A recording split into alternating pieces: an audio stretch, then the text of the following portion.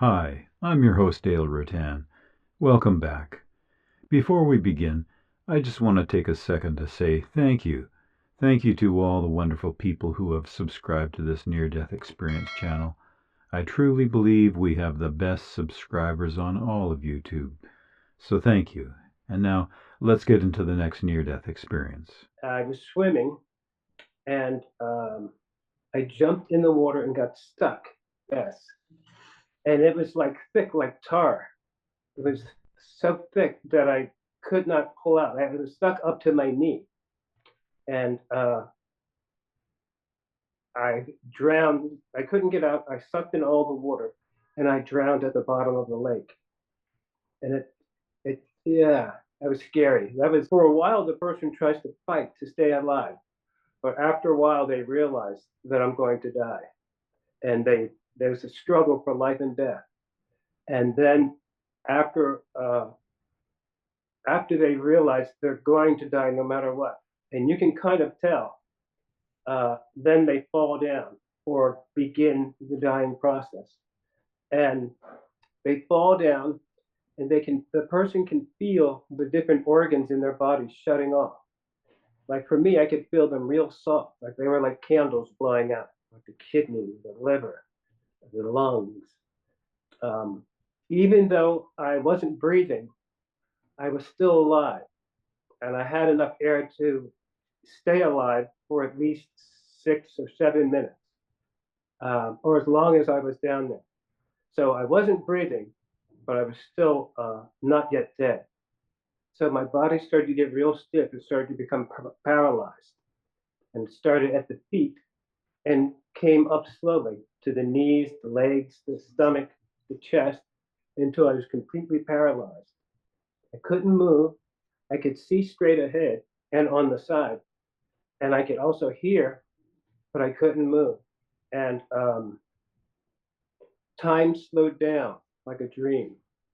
And I kept waiting for someone to come down and get me, but no one ever did. Time slowed way down, and it was kind of like a dream consciousness, like you're in a dream. Um, and that, with the paralyzations, showed me, and then I later saw it, that showed me that I was getting ready to have an out of body experience. Um, right then, all I was thinking about was staying alive, but the time slowed down, and then the paralyzations come on. And a lot of times, whenever those two things happen, that shows that the person's getting ready to have an out of body experience. So the last thing I remember, um, my heart and eyes went out at the same time, and I could hear the last beat. And when I heard that last boom, everything went black. And then about 15 to 22 seconds later, I popped awake somewhere in space and in time. I knew that I was somewhere, uh, but I didn't know where until I looked down and saw my dead body in the lake.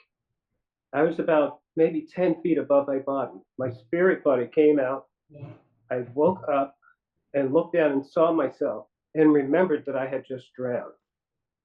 I didn't know where I was, but I knew that I was somewhere. And when I saw myself, uh, I knew that I had just died, yet I was still alive. Then Hong, the scene changed, and I'll show you. I woke up in this room. So I woke up in the middle of this room, and I was in the middle floating inside the room. And the outside went this way, and the inside went the other way while I floated. And these were the three screens that showed me everything I ever did, thought, or said. And they played at the same time.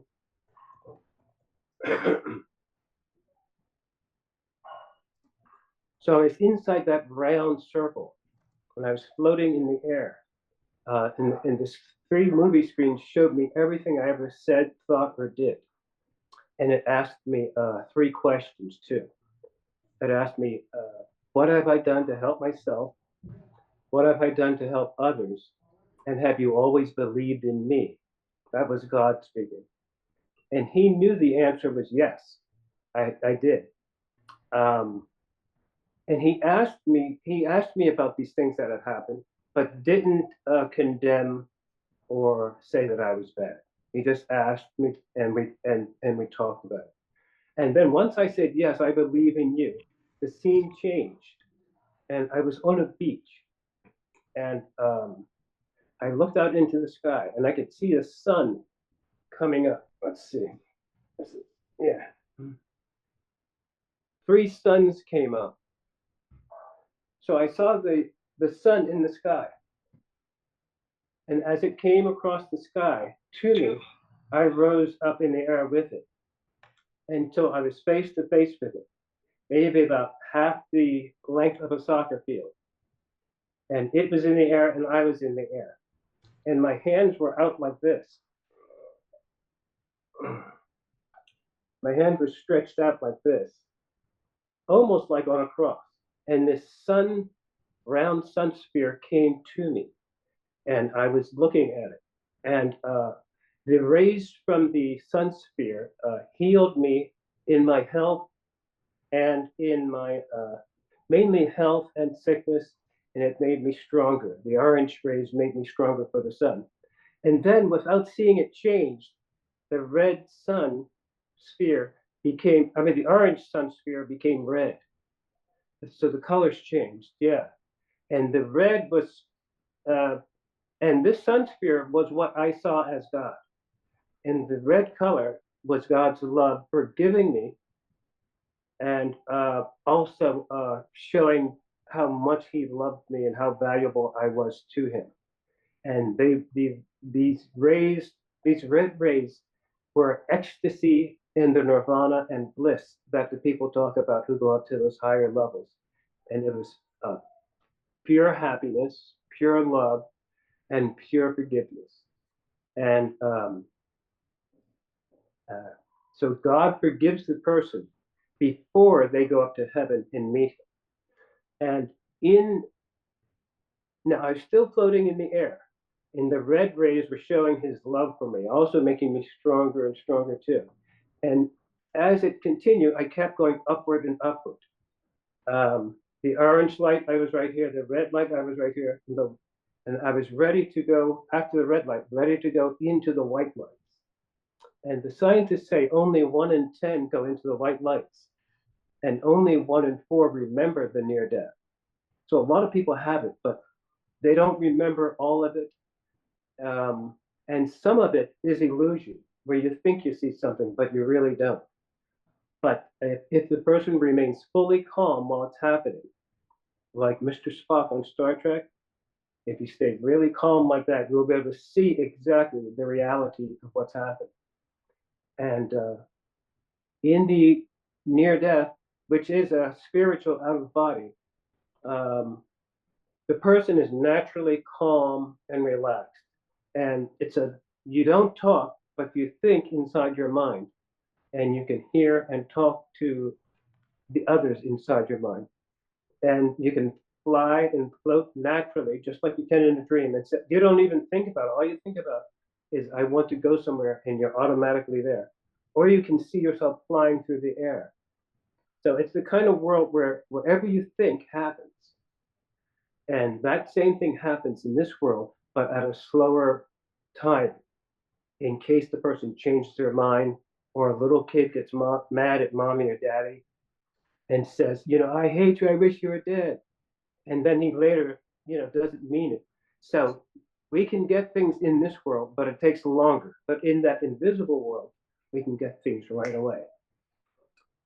So there's a lot of magical powers in that. But the person really, after they die, only wants to see God and only wants to be with God, because he is the one who actually created us. And so it's natural to want to go back to that which made you. And so the person wants to go up higher and higher. And the white lights, it was time for the white lights. And so the white lights pulled me up as I went with it. And so I was, yes, like a tractor beam. I was being pulled up into it, and I wanted to go, and I did go. And the white lights was like being in a cloud on an airplane. Everything was white and it was soft. It was super white, but it didn't hurt you. And the white light super cleaned me uh, and gave me a higher thinking, a higher intelligence. It made my consciousness fully open up, where I knew everything that you could want to know or that you could know. And the red and orange lights gives the person the cosmic consciousness, but the white light gives the person the universal consciousness, anywhere in time or space. And so the white lights cleaned me and refined me to a higher and higher level, physically and mentally and with the emotions. And so it was cleaning me off so I could get be super clean, so I could see and meet and merge with God. That was the ultimate prize. And so those rays were both loving me and cleaning me off at the same time. So I went through the white lights, and again, the scene changed, and I woke up on the floor of a circle inside a circle, and I could see some people walking around, and then there was a. As soon as I began to notice them, there was a godlike being right in front of me, and as soon as I looked at him, the circle started spinning around and around, and we were getting ready to mix together like an egg beater. And I tried to look into the eyes of God, but he put me to sleep. But then I looked up again twice, and then he put me to sleep fully. And then we kept mixing and mixing and mixing until finally I was back in the water. I woke up and I swam back up to the top and then crawled to the beach and was just kept rubbing the muck off my leg. I was in shock. But that was what happened with the near death, yeah. And then after being alive, then they go get to meet God one on one, just you and God. And so that's something else. And God comes to us since it would take way too long for us. We could not get to God, but He can come right to us and does. So he did keep His promise that no one really dies. They kind of just wake back up. Yeah. And if the person can have an out of body, they can see what it's like to be their higher real self. Because we're naturally physical and spiritual. We don't really use the invisible side as much as we should, but that's always with us. And it actually protects us and looks out for us. When we want to get something, all we have to do is tell our inside self that we want to get that thing. And when we go to sleep, it'll go out and go get that thing for us. And then we also have God that we can ask too. So we have ourselves, our higher selves, and then God to do or be anything that we want in this world. He said that I could get into heaven. And when he was right in front of me as the sun sphere, I was shaking from happiness. And I knew that it was God who was right there in front of me. So I was so happy I was shaking. And I was scared because I did want to get into heaven. But as all he wants us to do, if we believe in him, that's the main thing that he cares about. He doesn't care about nothing else. Believe in him, then you're automatically in. So the person is rewarded for believing in God. And there's a God who controls things. He can control, how long our parents live, how long we live. He can bring us back to life from death. And I always believed in God, and I really do now. And when I was a kid, I told God, I said, if you show me all the invisible things in the world that no one else ever knows, I'll always tell God about you. A lot of things that in this world are not as important as the things in the higher world, but the people are very important, more important than this world. And everyone is good at something. Everyone can excel at something. Um, then find the God inside themselves and by themselves. That's a good place to start with life. Finding yourself, find the God within yourself. The near death and other things in life help us to become a complete 360-degree self-actualized person, where the inside is just as high, just as developed as the outer side. Both sides should be in harmony and in balance. Um, so it shows me that there's more to this world than what we can see, taste, and touch. That there are higher things of the mind and of the spirit that we naturally want to go to, but the things of this world weigh us down, and sometimes we can't even think about the higher things, but they're there and they're for free too. All the person has to do is want it badly enough, and all the things, and ask God to help you, and all those things will come to you. A lot of it is in the mind, and so much is it's so important on what the person thinks. Also, focus and concentration are good, and listening to other people, and looking at them. But so it gives you a lot of things for this world and for the other world, and each world, the invisible and the real world, helps train you for the other world. And the person wants to at nighttime practice the spiritual things like the breathings, the meditations, the dream watching and dream control, and thinking about those higher things, especially at night when you go to sleep and you're doing your breathing. You should always do the breathing exercises. It supercharges your body, and it uh, it opens up the arteries and veins where you can think more clearly and your heart beats better. And that those nightly breathings will lead the person to start changing their diet, and then they'll begin to fast, because as the breathings clean the spirit body, then the physical body will want to get clean too. And so when you work on one side, the other side gets worked too. And so the breathings will lead to fasting, and both of those things will lead to increased psychic powers, where you become very psychic. And you'll be thinking in a higher way too, like a priest or a teacher or a student who wants to go higher in that path.